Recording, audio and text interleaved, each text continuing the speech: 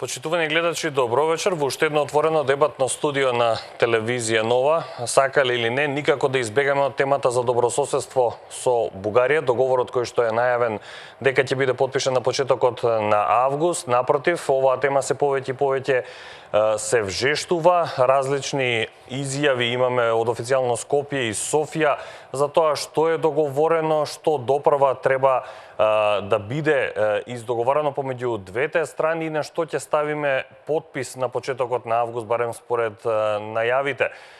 Може би поголем дел од онаа дебата која што се водеше овој период беше на ниво на премиери, министри за надворешни работи или двете влади. Помалку можевме да чуеме дебати или спротивставени ставови на иста маса помеѓу историчари од Македонија и од Бугарија. Вечерва токму затоа во студиото на телевизија Нова на моје задоволство се двајца професори по историја, двајца историчари кои што ќе се обидат да дадат свое согледување за тоа, за историските аспекти на договорот за добрососедство, за тоа дали имаме заедничка или пак посебна историја, што е она што не спојува или не раздвојува со Бугарија, дали Република Македонија може да си дозволи таков луксус како што е најавен или заедничко чествување на Илинден, колку минатото со Бугарија ние заедничко или имаме посебно минато кое што јасно не издвојува како нација, како идентитет, како народ. Вечерва во студиото на телевизија Нова се професорите Никола Жежов. Добро вечер, добро дојдовте во студиото на телевизија Нова. Добро вечер, благодарам за поканата. И професорката Наташа Котлер. Добро вечер и за вас, добро дојдовте во студиото. Прашањето прво генерално и за двајцата. Жежов ќе дадеме предност на дамата. Генерално, сметате ли дека периодов кој што измина, многу помалку имавме стручна дебата на историчари во Република Македонија, организирање, не знам, панел дискусии, тркалезни маси, таква, па и дебата на релација Скопје-Софија со ваши колеги, или пак политичарите ве ставија во втор план и ни исконструираа договор за добрососедство кој што во добар дел тангира историски аспекти? Некако и самата ситуација мене ми делува многу контрадикторна. Преполна е со апсурдни моменти, па и да не речам и комични моменти. Меѓутоа, да бидам посериозна кон ова, би сакала да кажам дека во однос на научните аспекти, барем ни јас не сум консултирана и добар дел на моите колеги, може би постојат одреден број на луѓе, меѓутоа, гледајќи ги сите нешта, сметам дека сето некако е направено од страна или индиректно, а кога би биле консултирани стручните луѓе, оние кои што се занимаваат со историски аспекти, мислам дека и нештата многу поедноставно би се одвивале. Меѓутоа, дали е тоа последица на сиве овие години науката да биде некое општествено зло во македонското наше општество? Не знам, јас сум долго време во науката и Никола, меѓутоа некако работите се наопачки поставени. Имате, еве, земји во Западна Европа, да ги земам нив како пример, каде што први нештата се прават во научните сфери, па од научната сфера ќе се разлачи и ќе се дадат соодветни заклучоци или решенија онаму каде што се потребни. Дали во политичкиот, културниот или некој друг вид, воениот посебно. Меѓутоа, ние сме во оваа македонска реалност и ние мораме да се носиме со истата. Жежов, отсуствува ли стручна дебата изминатиот период? Пошто навикнавме да ги гледаме министрите за надворешни, премиерите, некако како да се сконцентрира се на политичка дебата, а знаеме добар дел од договорот зошто предизвикува толков револтика и македонските граѓани. Република Македонија е исправена пред еден сериозен предизвик, може би еден од најтешките во периодот на независноста на Република Македонија од 1991 година до денес. Навистина сметам, веднаш тоа ќе го истакнам, дека за жал во последно време политиката повторно интензивно се меша во историската наука. Тоа што сме го зборувале со децении како фела на професија историчари, дека политиката треба да биде надвор од историската наука, за жал денес повторно ни се случува. Од таму мислам дека произлегуваат и сите овие проблеми. Инаку се согласувам со колешката Наташа Котлар дека навистина кога е во прашање историската наука ние немаме речиси никакви проблеми да дебатираме, да разговараме. Тука се нашите научно-истражувачки престои и истражувања во балканските архиви, во Западна Европа. Еве кога сме кај балканските архиви, јас сум истражувал десетици пати во архивите во Република Бугарија и немало никаков проблем. И покрај тоа што сме имале различни ставови со нашите колеги од Република Бугарија, тоа не спречило да дебатираме за одредени прашања, дури и за најконтроверзните и најчувствителните, да не најдеме заеднички јазик, но повторно да нема никаков проблем помеѓу нас.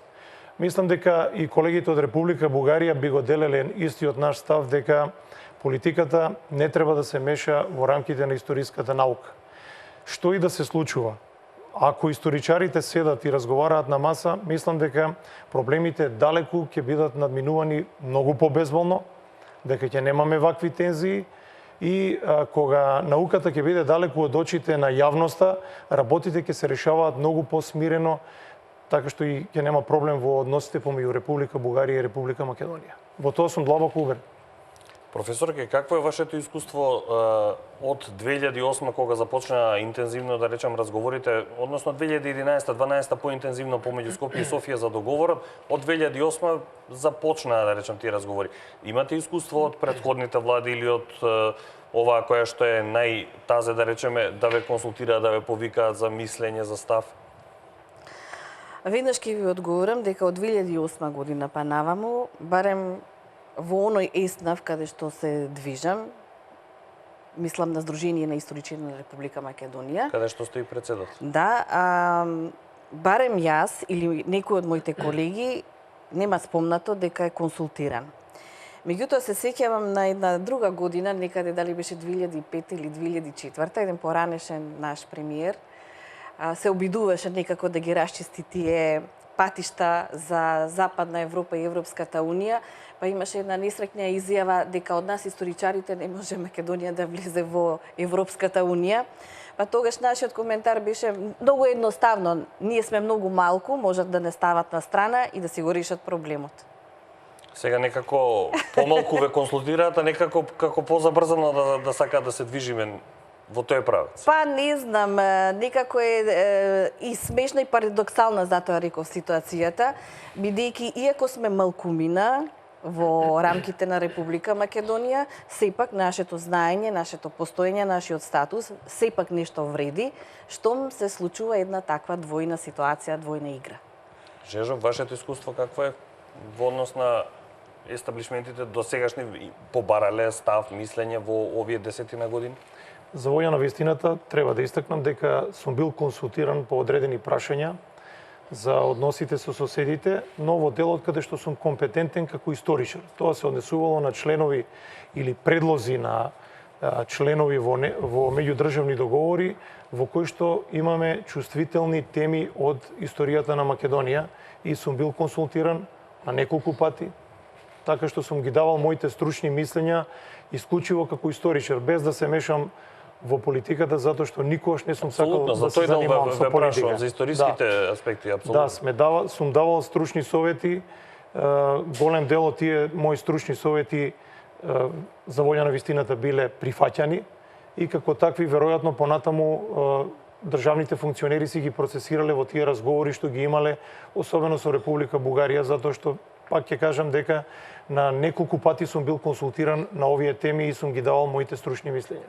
Од она што сега можеме да го насетиме како контура на договорот, иако многу по тајно, да речеме, да работите во Скопје отколку во Софија, барем од она што можеме да го видиме и од тамошните медиуми, можете да насетите дека вашите совети се имплементирани или пак не?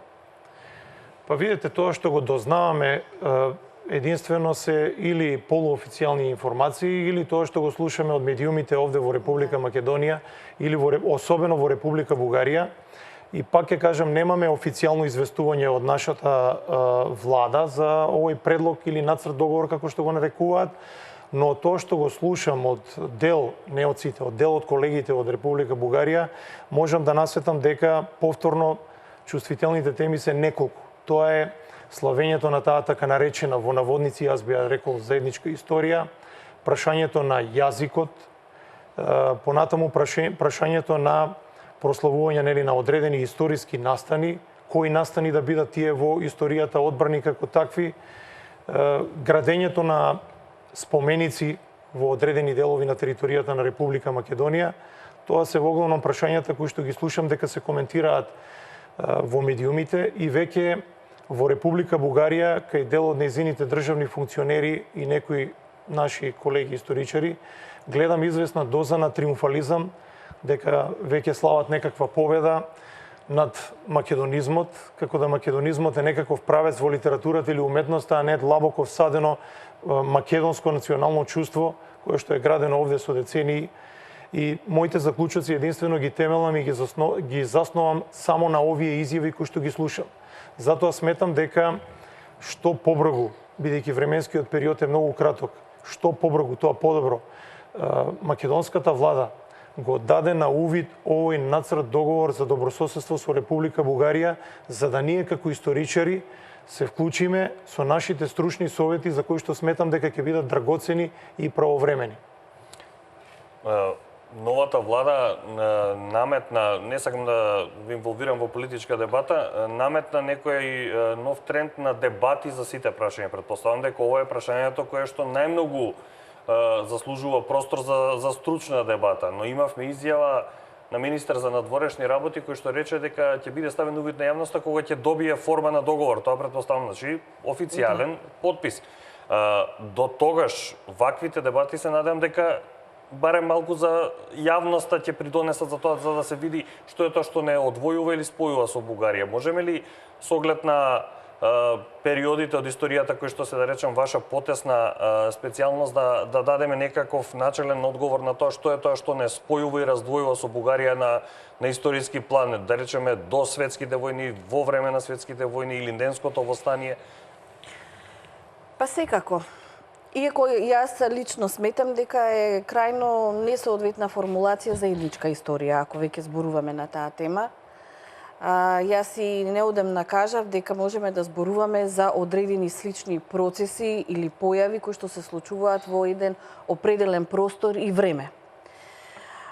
Но кога не би било тоа така, не би постоеле националните истории.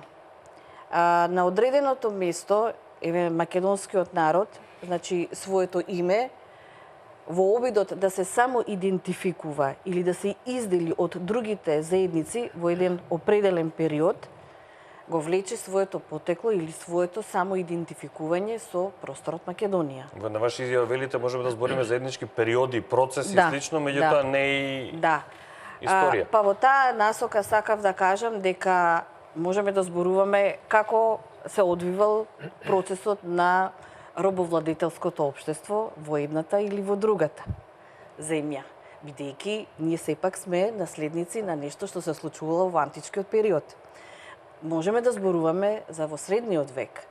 Например, во средниот век, морам да ја упатам и јавноста, дека во средниот век, поточно во феудализмот, луѓето не се препознаваат како ние денес што се препознаваме етнички, туку постојат само класи.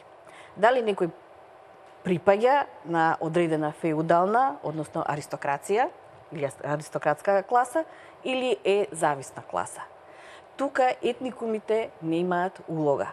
Во таа насока, сакав да кажам, Самуил може да биде нешто што е значајно и за македонската средновековна држава, бидејќи опфаќал поприличен број на народи од балканскиот простор.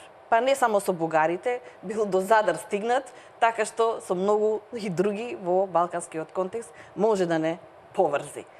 Во османлискиот период, секако, одбранбени, оној живот што се живеел во одредени економски, политички и културолошки, секако дека можеме да ги споменеме како слични. Бидејќи, ако не постоеле одредени особености, тие немале да се издиференцираат како посебни.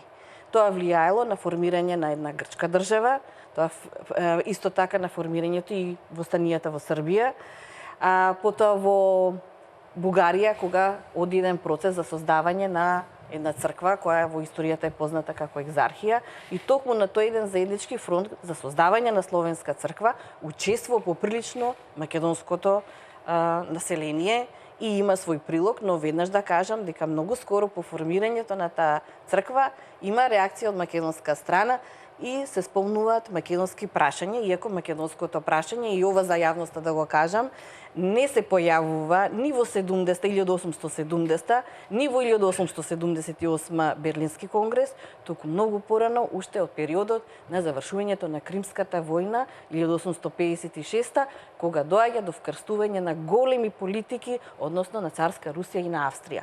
Можеме да зборуваме за антифашистичка борба, кој учествува во антифашистичката борба. Во Македонија тоа е еден народно-ослободителен фронт.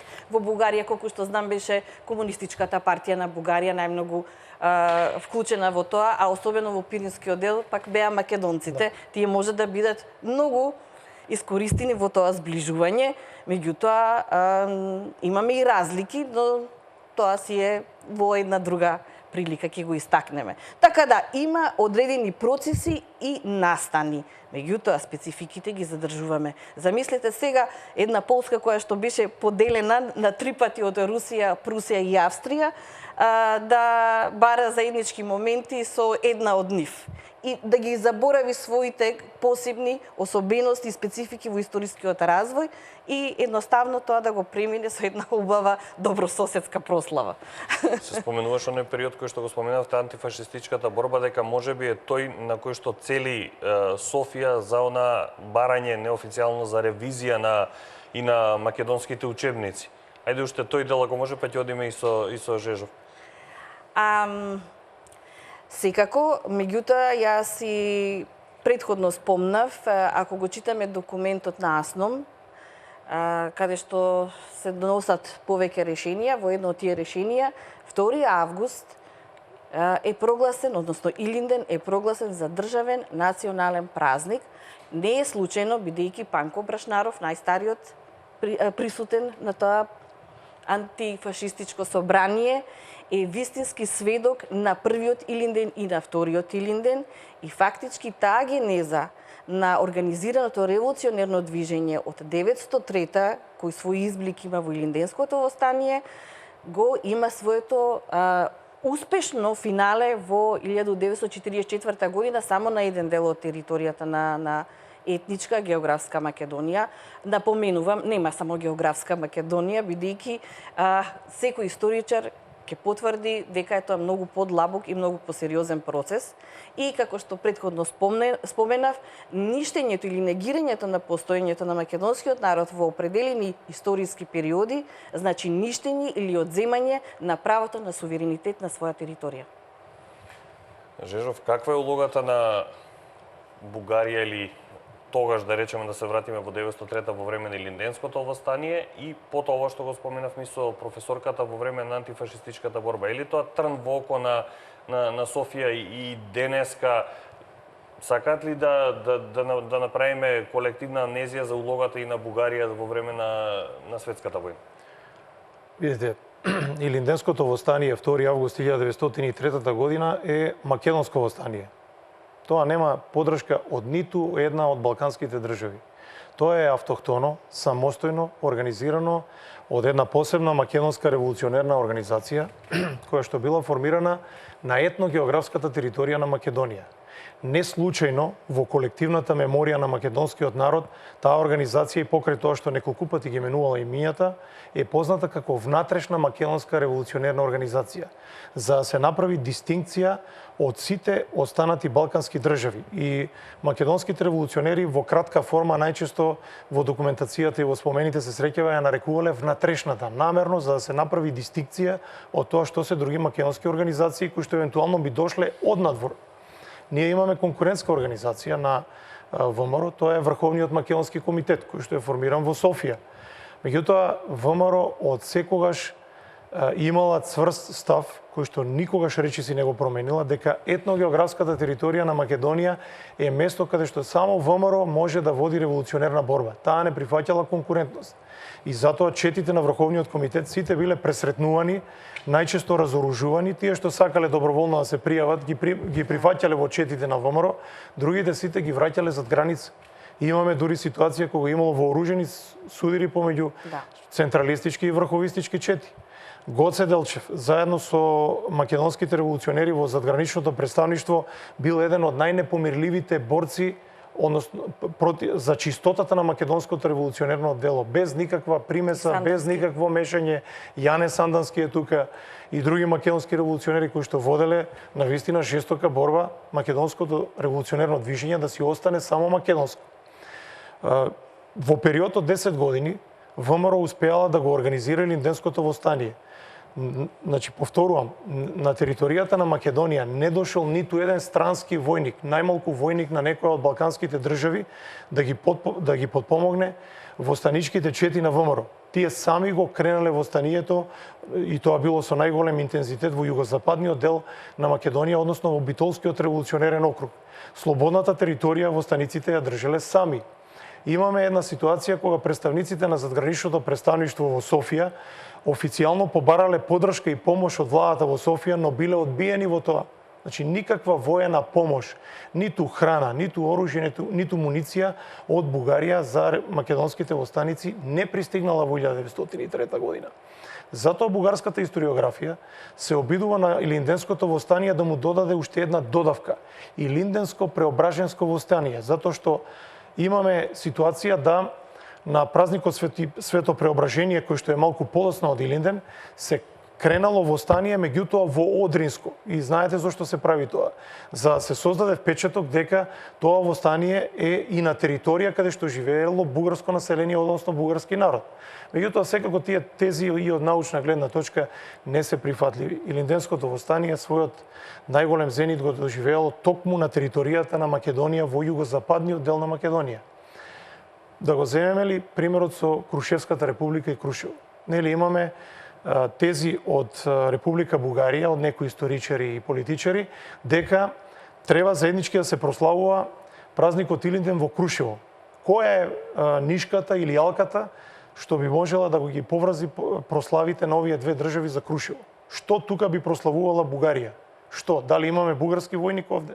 Дали имаме бугарска воена помош? Дали имаме како придонесе тој настан за бугарската историја? Апсолутно нема никаков. Крушевската република прогласила слободна територија на еден дел од западниот дел на Македонија, во која што го повикувала населението да ја подружи републиката. Значи немаме никакви допирни точки и елементи за некаква евентуална прослава.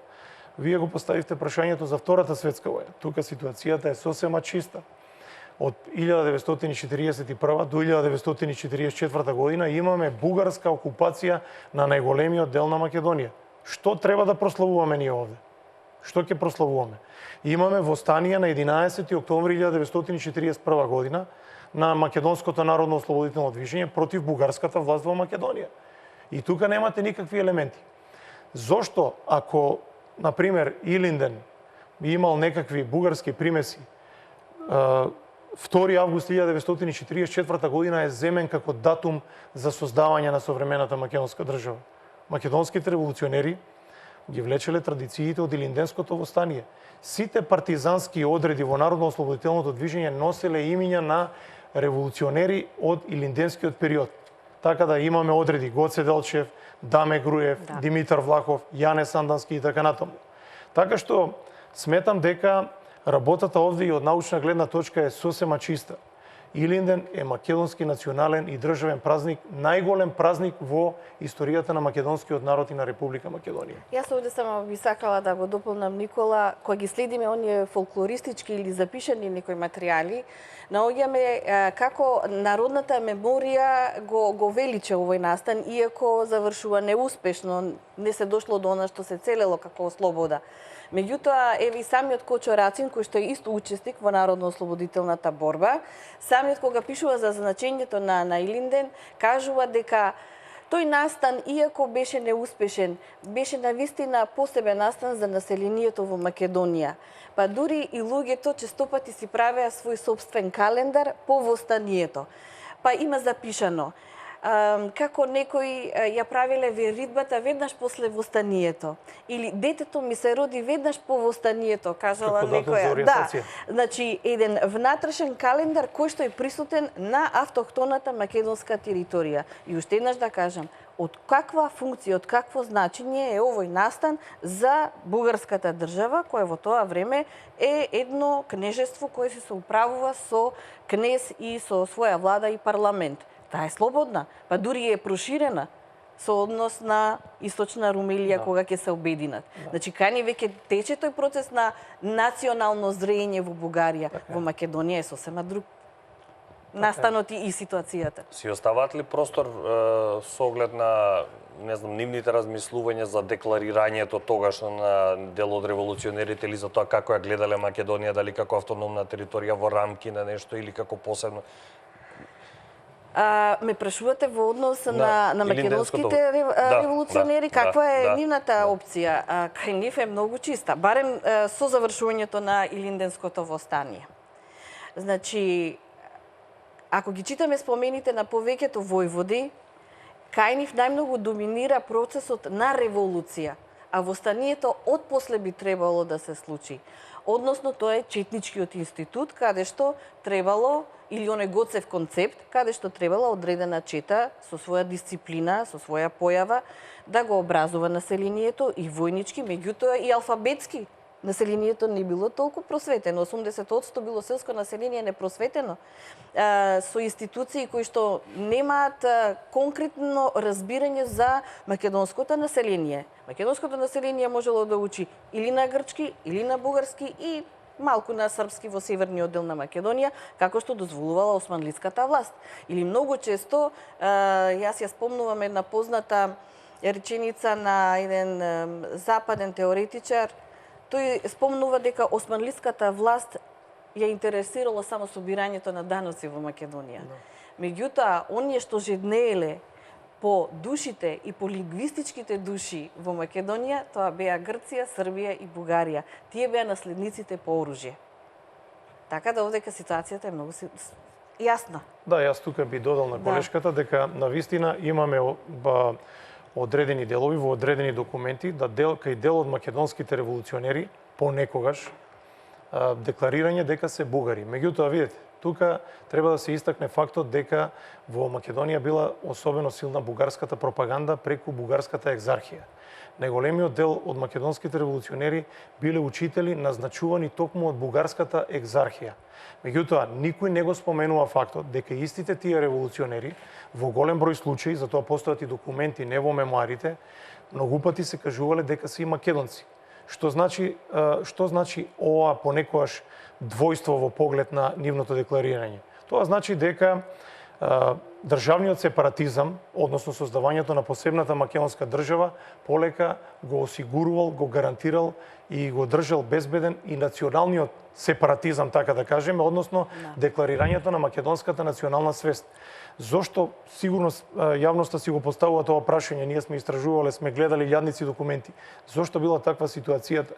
Етногенезата на македонскиот народ била многу сложен процес поради влијанието на разните пропаганди, различни влијанија што ги имало во Македонија, образовни, културни пропаганди, странски мисии кои што доаѓале во Македонија.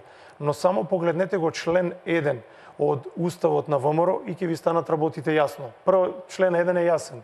ВМРО се бори за создавање на автономна македонска држава. Или преведено во наши денешни услови, тоа е за државна посебност, конституирање на посебна државна творба. И дека ќе ги обедини сите незадоволни елементи во Македонија и Одринско на почетокот се водело за Македонија да добие автономија, односно Македонија и Одринско. Со тек на времето Одринско е исфрлено од името на организацијата и организацијата го задржала името внатрешна македонска револуционерна организација.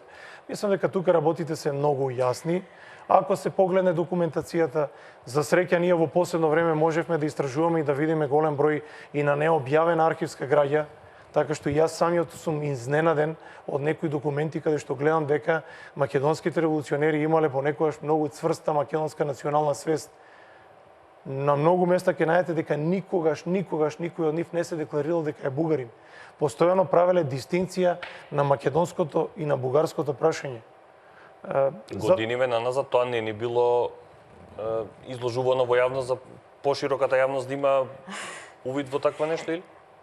Па ајде јас Па било изложувано во случај, било изложувано, меѓутоа еве да кажеме се отвори архивите не само на балканските држави, туку и на европските архиви. Да. Ако се направи една споредбена анализа, сега се печатат голем број на монографии, научни статии кои што се однесуваат токму на овие настани и личности од македонската историја, и јас би препорачал на македонската јавност, на оној поширок читателски дел, да ги чита овие работи кои што ги пишуваме. Само со читање и со осознавање на овие новообјавени документи до кои што сме доаѓале при нашите истражувања, ќе можеме да го градиме и да ги затврстуваме нашите позиции како држава. Јас само би сакала да појаснам, значи на почетокот спомнав да се внимава кога се зборува за историски процеси на конкретното време и простор. Бидејќи ако ја земеме бугарската природба, таа не би се случила доколку не постоел претходно некој процес. Односно и самите бугарски историчари пишуваат како голем дел од учените бугари биле грци. Тогаш кога бугарите станаа бугари. Така е. Затоа што претходно беа или ромеи или беа грци. Исто така, ако го земеме процесот во Хасбуршката држава, учениот јазик за добар дел од хрватското население е латинскиот. За останатите е германскиот. Еве да го земам Јан Колар. Јан Колар пишува постојано на германски, а е словак. Ние ќе му го одземеме правото да биде словак само затоа што пишувал на германски јазик, и такви примери има многу во Европа. Марин Дринов, еден од најдобрите историчари од старата генерација на Бугарија, самиот признава дека процесот на препород се јавува во Македонија. И навистина е така. Тогаш почна и македонското прашање. Меѓутоа, македонското прашање, затоа и на почетокот кажав, има силно влијание од големи интереси, во тоа време царска Русија и Австрија. Тука се случува најголемиот маркетинг на етнонимот бугари, кој што го добива значењето на политички етноним. А тоа е фактички на средновековна мистификација, кога одредени византиски раководители или да речем благородници во денешниот дел, ќе именувам Тракија, ја создава темата Македонија, фактички тоа е таму Македонија, а овој дел ние што го познаваме е Бугарија. Политичкиот интерес и прагматизам и на Австрија и на Русија во еден определен момент ја гледа територијата ни, воопшто не ги интересира етникумот. И се создаваат одредени политички стратегии на овој простор. Верувајте, кога е во времето на браќата Миладиновци, во документите ќе видите дека Константин зборува за македонски песни. Промените на таа голема политичка прагматика се случуваат од 1860 година, кога посебно Австрија го прави најголемиот маркетинг на бугарското име и ја создава бугарската национална програма. Значи, има многу што да се забележи ако зборуваме што било како било, затоа велам, секој термин, секој процес треба во одредено време да се чита и да се разбира. Кога го гледате, не знам, предлогот за ваквиот договор, зборам сега и политичкиот дел и историскиот аспект, не навлегувајќи во политичкиот во детали, меѓутоа, дали го сваќаме како борба за идентитет или за суверенитет? Па јас веќе кажав дека јас тоа го разбирам како борба за суверенитет и искрено да ви кажам, доколку јас би ги покрила датумите кои што ги читам и имињата кои што се сега актуелни, јас имам печаток дека читам некој историски документ од пред 100 или 120 години. Значи, имам чувство како ништо да не е сменето. Верувајте. Неименувањето на автохтониот македонски народ на оваа територија, или како што спомна Никола, во определен момент морале да бидат изјаснувани или определувани како бугари, грци или срби, тоа е поттикнувано од големите сили. Ако сакате, бугарското име го пропагира Русија, грчкото име тоа се Британија, Австрија има интерес кон албанското име и тој атрибут и затоа се случува македонска салата. Наводно нема македонско автохтоно население, има шареколика маса на овој простор, која што и сите имаат суверенитет и никој нема суверенитет. Да се разбереме, историските процеси барем тоа го потврдија, дека на овој простор има автохтон македонски народ кој што се развивал можеби во тешки, не така едноставни историски услови, меѓутоа секогаш таа македонистичка идеја била можеби и најслаба и можеби никој не ја поддржал, меѓутоа таа победила. Фактички македонскиот народ го има суверенитетот на оваа територија и тука се удира и во минатото и во сегашноста, и затоа не случајно спомнав дека токму во тој документ на АСНОМ, во манифестот кој што е упатен до македонскиот народ, се кажува дека токму врз основа на пролеаната крв и на борбите кои што се дадени во последните 3 години, но и во првиот Илинден, се дава правото на суверенитет на македонскиот народ на оваа територија и на судбината на македонската држава, како што пишува во документот. Жежов, загрижен ли е македонскиот идентитет и дали се политизира од денешен аспект историската наука? Ова што го спомена професорката, некако историјата како да ни се повторува, имајќи ги предвид државите кои што се вклучени и не знам некои настани кои што ни се случуваат да во соседството, можеби потсеќа на некои слики од минатото. Не да потсетува, јас мислам дека се случува вистинска реприза. Лично сметам и длабоко сум убеден, многу пати сум го истакнувал тоа во мои јавни настапи, дека пред известно време македонското прашање повторно се отвори со целата негова жестокост и со целата негова комплексност. Некои од големите светски сили, веројатно поддржани од дел од балканските држави, сметаат дека сега треба да се затвори македонското прашање, меѓутоа на начин кој што ќе биде штетен и погубен за македонскиот народ. Историјата е понекогаш многу екзактна наука и точна. Секогаш кога некој се обидувал на разни мировни конференции и договарања да го реши, односно да го затвори македонското прашање, да го стави под тепих на штета на македонскиот народ, се случувале трагични настани, за жал и војни. Јас се надевам дека овој пат нема да биде така, иако пак велам дека очигледно ни се случува реприза на договарања и преговори околу Македонија од пред 100 години. Ние сме историчари, меѓутоа мораме да ги следиме и дневните политички настани. На тоа ме упатува последната средба во Солун, која што ја направија представници на Србија, Бугарија и Грција без присуство на Македонија и без присуство на македонски државни или било какви представници. Историјата секогаш покажала дека ако се одржува мировна конференција, се зборува за Македонија, а не се присутни македонци, таа секогаш трагично завршувала за Македонија. Мислам дека одредени национални стратегии на балканските држави околу Македонија се уште не се заборавени, дури напротив се обновени и се дозбогатени во една ваква ситуација. И тука ја повикувам македонската јавност на една трезвеност, на една сплотеност и на едно единство, затоа што на вистина сега се можеби последните критични фази од решавањето на македонското прашање. Да не дозволиме македонското прашање да се решава без нас македонците. Туку одиме со првата пауза за реклами. Почитувани гледачи, останете на телевизија Нова да го проследите и вториот дел од дебатата со професорите по историја за најавеното подпишување на договор за добрососедство помеѓу Македонија и Бугарија за почетокот на август. Одиме со реклами, па се враќаме по паузата во студиото.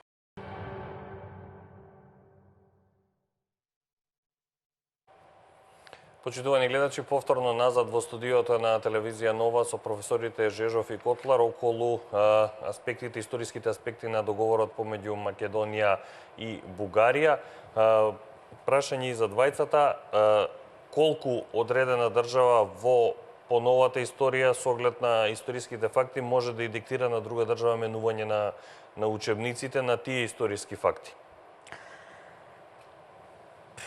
Па не би требало да биде од надвор некое влијание кон држава која што има свое образование и наука.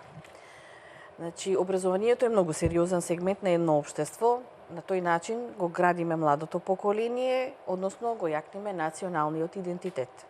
И самите французи спомнуваат дека националниот идентитет почна да се гради во Франција по француската револуција што се случи, кога почна народот да има единствено образование, да има иста химна, знаме, да оди во војска и да исполнува такви некои процеси и атрибути.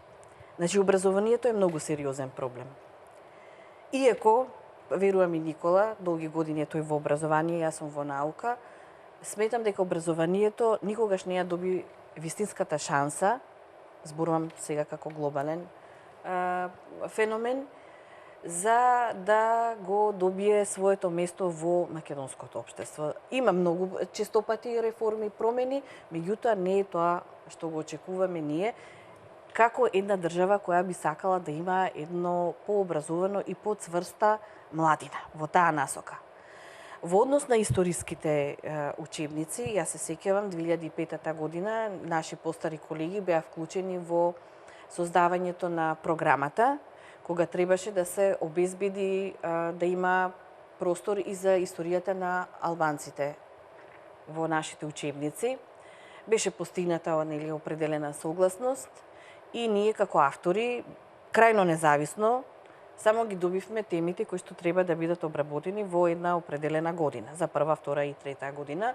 Во четврта малку е поинаку замислена историјата како предмет да се предава. Сето она што представува, значи, како научен капацитет во Македонија, тогаш создававме учебници, тогаш постоеше можност да се создаваат повеќе учебници од различни тимови. Не беше воопшто проблем дали јас ке работам за една куќа или Никола за друга куќа.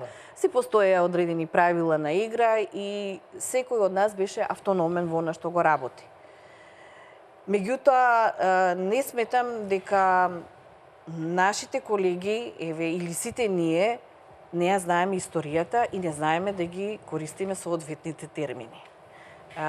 Далеку од тоа, јас верувам дека добар дел од нашите колеги се навистина и стручно и теоретски образовани и знаат како треба се користат соодветните термини во историската наука. Тука си постојат одредени принципи, методи и подобрувања, бидејќи со определени колеги ние ги следевме учебниците. Во еден период учебниците има навистина една романтичарска, патетичка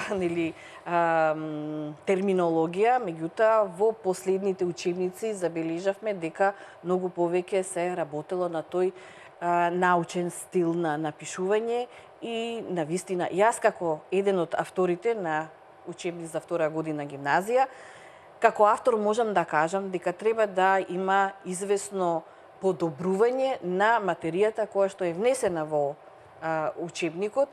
Особено ми недостасува да се објасни процесот на македонската природба на еден современ начин. Јас си признам како автор, тоа не сум го обработила, а сметам дека треба да се обработи.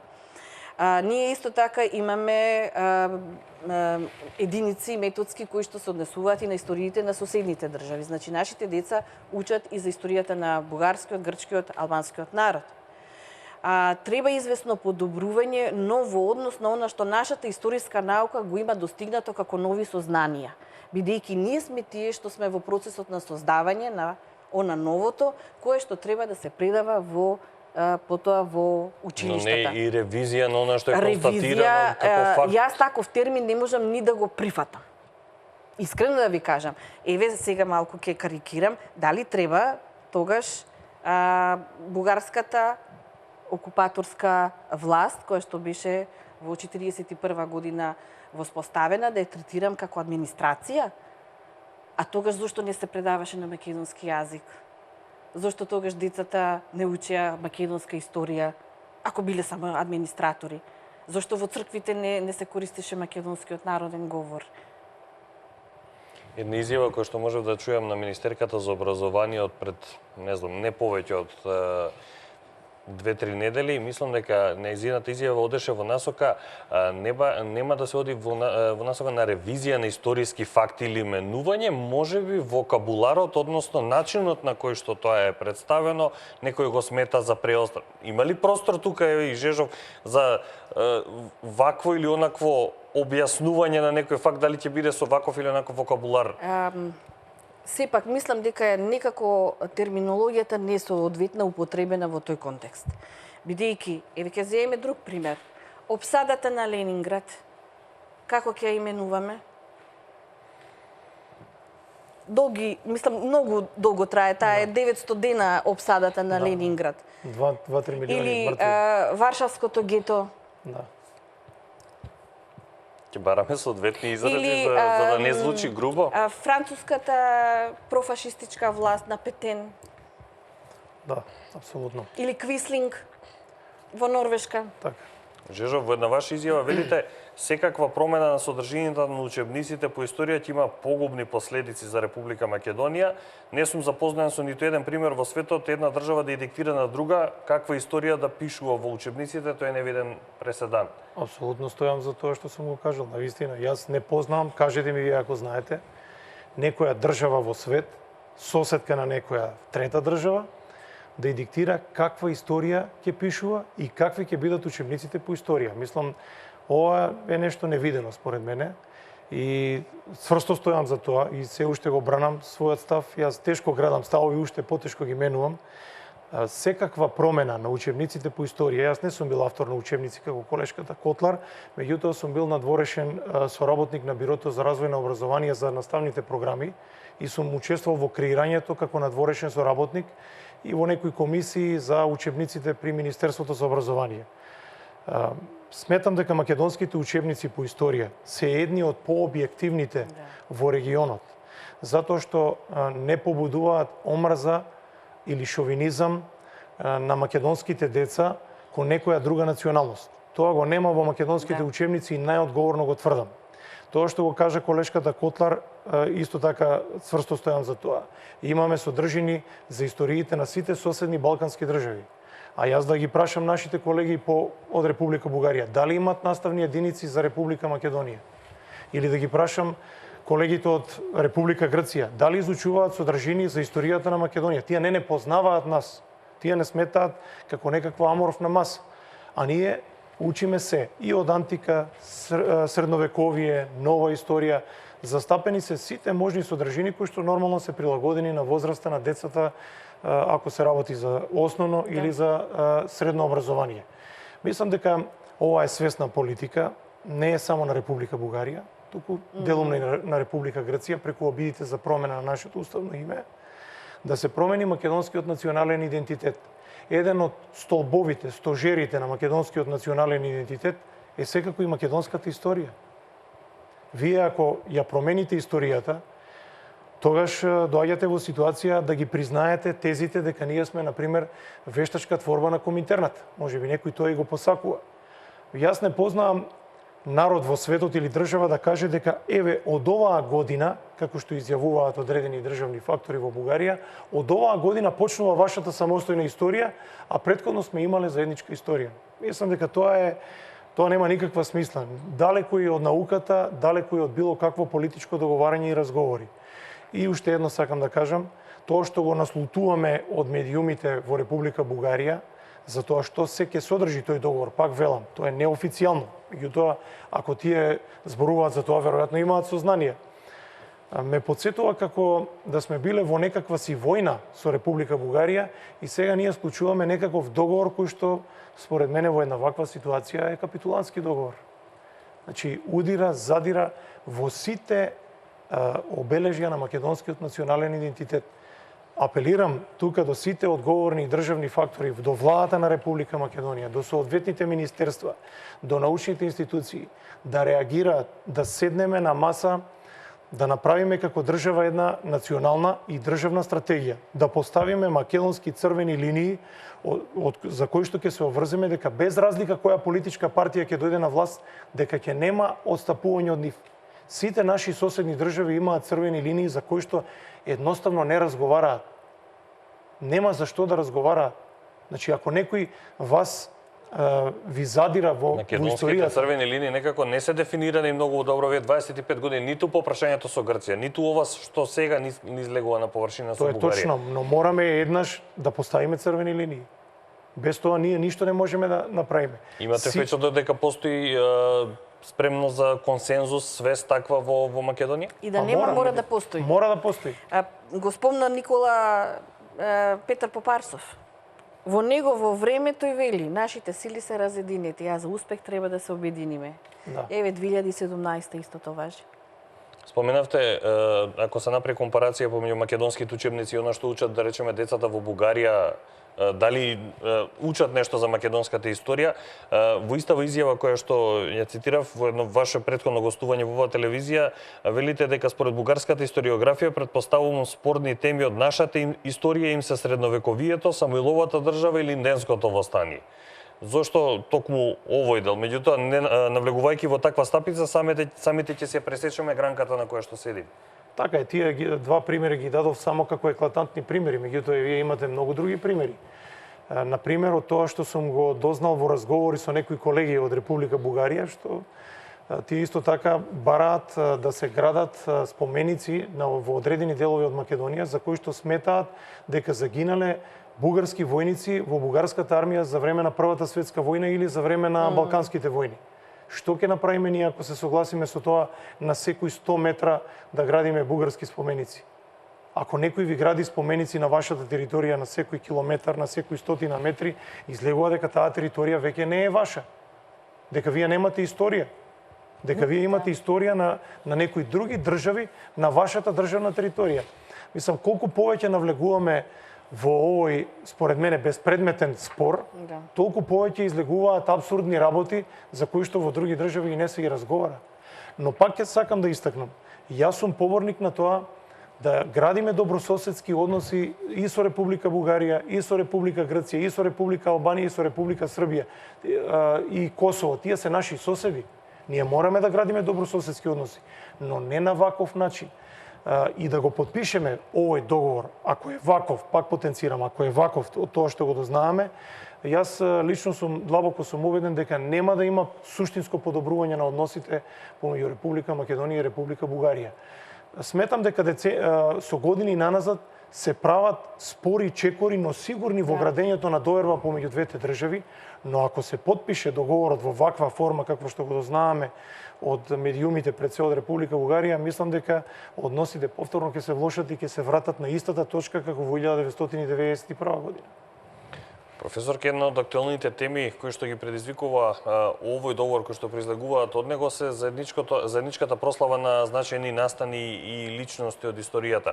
Познава ли и колку познава светската историја заедничко чествување меѓу цивилизираните, да речеме, и западноевропски држави? Го споменавме преска принципот, примерот Франција, Германија. Колку може да се направат вакви компарации? Дали се соодветни или не?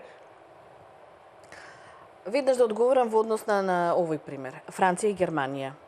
Значи, таму ниту Германија ја оспорува национален идентитет на французите, ниту пак французите на германците им оспоруваат постоење на нивен посебен идентитет. Нивниот проблем се однесуваше на одредено парче земја. Беше Алзаси Лорен, таа спорна зона.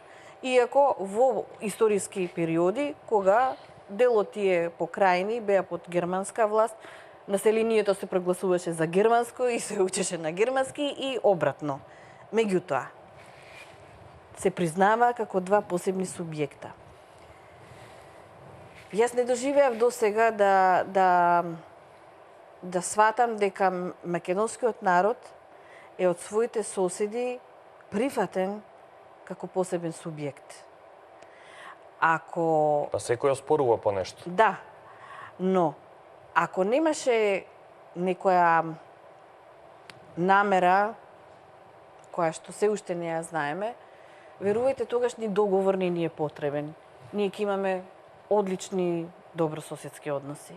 Ние ги имавме сега, дури имам чувство дека оваа ситуација ќе вроди со некое влошување, нема да биде добрососедство. Или формата ќе е добрососедство, ама содржината ќе биде нешто друго.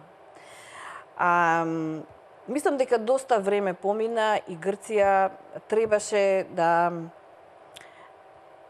да признае дека на север од нејза има македонски народ и дека многу полесно ќе ги решеше своите проблеми со тој македонски народ. И многу убаво ќе беше ако сите ние на овој Балкан, мислам посебно во делот од Македонија кон југ, барем слушневме некакво извинување. Бидејќи судбината на македонскиот народ, особено за време на 6 години војна, значи од 1912 до 1918 година, е навистина многу тешка и траурна историја. Меѓутоа, доста генерации измина и многу полесно ќе се живееше на овој Балкан, доколку едни на други се подадевме рака и се прифативме дека постоиме и дека само така можеме да соработуваме и да живееме. И верувајте дека тоа ќе беше најдобрата приказна на Европската Унија. Редно е едни со други да се помириме, некој да прости, а некој да се извини. И многу подобро ќе се живее, пак ќе кажам, на овој простор, одошто да се создава една сосема спротивна атмосфера. Каде се гробовите на македонските војници или на македонското население? Излегува дека Каде ние да ги побараме нашите гробови? А знаете што вели Вапцаров? Велинденското востание со нашата крв несовме содржина. Каде е таа содржина? Каде ќе одбележиме? Каде ќе истакнеме? Имавме наша содржина ние и во Егејскиот дел на Македонија, и во Пиринскиот. Панко Брашнаров, повторно ќе се вратам на тој акт од Асном. Тој спомнува дека ние од таа Македонија потекнуваме, ама таа Македонија е поделена, не го измисли современата генерација тој термин дека Македонија е поделена. Живите сведоци на тие настани на тоа време, кои што беа учесници и во првиот и во вториот Илинден, таа историја е темелија како таква. Па и поимат за Крушевската република не го измисливме ние како историчари, да тоа како термин република. Заради вистинското значење, заради својата суштина, тоа е именувано република од современиците на тие настани. Жежов, имаме последниве неколку денови особено интензивно и од министри за надворешни работи на Бугарија и од челници бугарски политички, повторно на површина излегуваат оние јасни ставови за оспорување на македонскиот јазик, на нацијата, на идентитетот, на историјата. Исто ќе споменам една ваша изјава, велите дека доколку го славим Илинден заедно, ќе треба Бугарија да го признае македонскиот идентитет за да може такво нешто да се случи. Да, видите, ако бугарската држава го признае македонскиот национален идентитет, тогаш ќе немаме никакви проблеми. Меѓутоа, во последните изјави што ги слушам од нивни владини представници, особено вчерашната изјава, за жал и ние како историчари мораме да ги слушаме тие изјави, затоа што не асоцираат на многу настани од минатото. Јас, како што разбрав, излегува дека во договорот што е подготвен, а даден на увид веројатно и на бугарската јавност, дека не постои термин македонски народ во договорот. Да се надеваме дека не е така. Многу беше децидна министерката за надворешни пред 2 дена. Да. ВМРО ДПМН сака да стои македонски народ, меѓутоа тоа е само нивна желба, таква беше незината изјава. Значи не е важно кој сака. Важно е дека македонскиот Чисто како народ... пример, дека го нема во договор. Така е. Македонскиот народ е историски факт. И ако тоа не биде признаено во меѓудржавен договор за добрососедство, јас тогаш не гледам никаква смисла на тоа каков договор за добрососедство и пријателство ние би граделе. Ние фактички во една таква ситуација самите си подпишуваме дека не постоиме. И замислете, тоа ќе треба да го направиме на нашиот најголем национален и државен празник 2 август Илинден. Јас немам коментар што понатаму.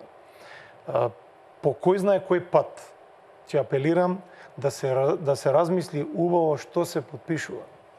Ако се подпише договорот во една ваква форма, тој ќе има такви долготрајни последици што јас не верувам дека за десетици години или за децении во еднината дека некој ќе може тоа да го поправи.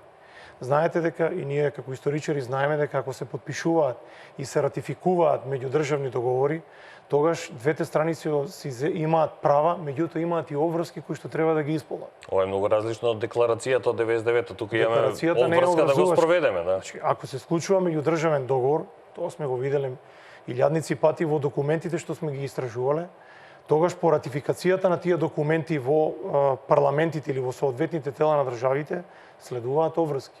Какви обврски ние ќе прифатиме од еден ваков договор? Јас повторно велам, дај Боже да не е така. Дај Боже да не е така. Ако е така, апелирам веднаш од наша, од македонска страна, да се интервенира во тој дел, да се исправат тие работи. Не мора да се брза со потпишувањето на договорот. Толку време се чекаше, се подготвуваше со години тој меѓудржавен договор. Може да почека тој договор уште еден извесен временски период. Затоа што ако се избрза и се направат вакви избрзани потези, според мене мислам дека последиците ќе ги чувствуваат следните генерации кои што ќе дојдат и кои што ќе живеат во Република Македонија. Не знам што би зборувале после тоа. Ако подпишеме таков договор, зашто ќе зборуваме потоа? Си подпишуваме договор во кој што самите потврдуваме дека ние не постоиме. Ќе подпишеме дека се бришеме самите Што себе. не постоиме, тогаш многу лесно се менува име. Тоа е И и целта. оди целата та... Тоа е еден од ударите врз Да, македонскиот да. национален идентитет, кој што потоа ќе следува како еден домино ефект Домино и мислам ефект, да. и мислам дека ќе почне разнебитувањето на македонскиот национален идентитет во сите сфери. Потоа ќе се удри на јазикот, мислам дека и јазикот е тема на овој меѓудржавен договор и дека стои, тоа отворено го кажа, јазик според уставите, Да. според уставот. Македонски според уставот на Македонија, бугарски според уставот на Бугарија. Видите, тоа е апсолутно неприфатливо за нас. Неприфатливо. Мене не ме интересира за бугарската страна, јас Да. гледам за Република Македонија. Значи, што ќе излезе ако уставот некогаш се промени, тогаш значи не постои македонски јазик, така? Може ли да се случи хипотетички тоа? Значи, јасно треба да стои. Македонскиот литературен јазик е еден од најглавните столбови на македонската држава. И нема ние што да разговараме и да преговараме за тоа.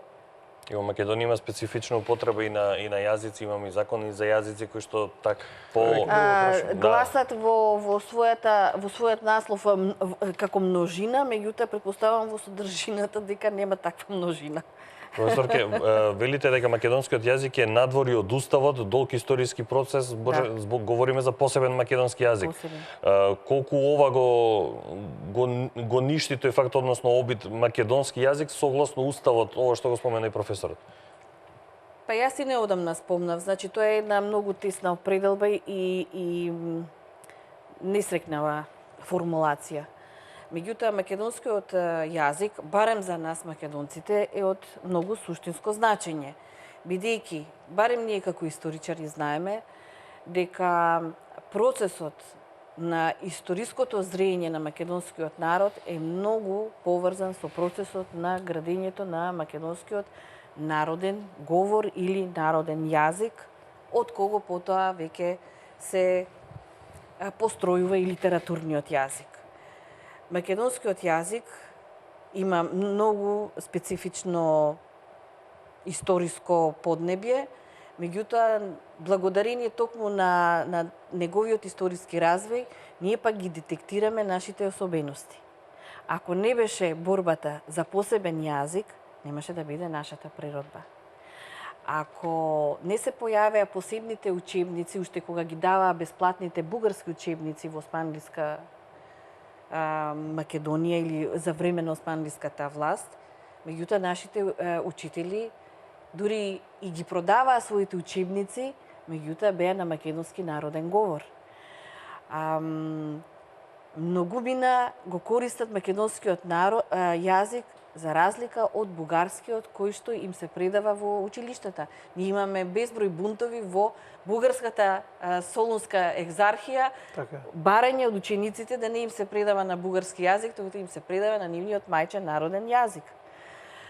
Дури и од основните барања на македонското прашање, кога се појавува на сцена, еве Славејков да го споменам, не е србинот Коста Новаковиќ го измисли терминот македонскот, да, туку Славејков спомнува дека македонците во 60-тите години на 19-тиот век бараат посебен јазик, бараат посебна црква, тоа е Охридската архиепископија, македонците никош не побарале Трновската патриаршија и бараат да се постројат во еден посебен вилает, во тоа време бидејќи таа терминологија ја користат, што значи ги бараат сите атрибути на една посебна државна творба. Значи тоа е многу порано пред создавањето на македонската револуционерна организација и многу порано пред Кресненското востание, кое што има особени македонистички барања, а потоа веќе се следи и линденскиот период. Да спомнам дека голем број на луѓе, посебно лозарите, повторно настапуваат со македонската специфика, која што не е добродојдена во бугарското општество и посебно од страна на познатиот бугарски, мој омилен премиер Стефан Стамболов, меѓутоа македонофоб. Така што македонскиот јазик е душата на македонската историја. Туку одиме со вториот блок реклами. Почитувани гледачи, останете со нас по рекламите, финишот на вечерашната дебата.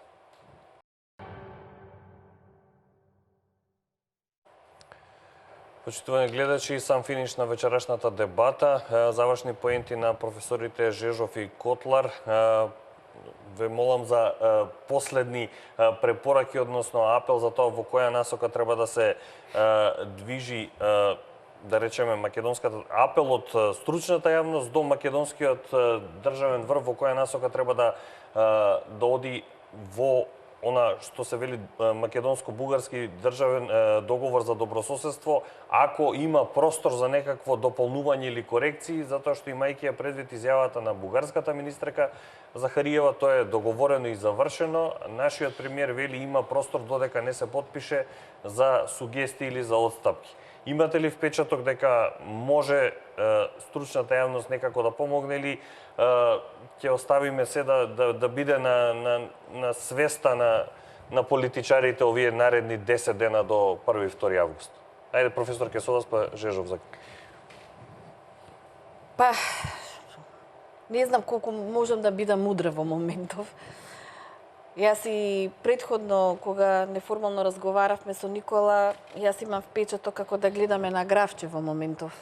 Ги немаме сите податоци, немаме материјал со кој што би можеле да... Може би тоа не е најразочарувачки. Да, немаме од што да прочитаме, што да анализираме, што да синтетизираме. Па и од таа позиција да понудиме некакво решение. Во друга држава може би власта би рекла ова е договорот, повелете на референдум, изјаснете се дали сте за или против. Апсолутно. Тогаш не би се свело само на... И не знам зошто само историската фела, научна. Ние си го знаеме нашиот терен, меѓутоа имам впечаток дека проблемов е многу поширок и поопштествен. Така што не знам колку можам да бидам во моментов мудра. Не знам, Никола, ти ако...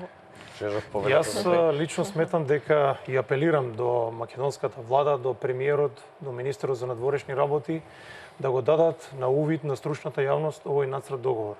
Затоа што убеден сум дека како историчар и другите колеги можеме со стручни совети да помогнеме да се поправат оние делови за кои што бугарската страна тврди дека веќе се готови.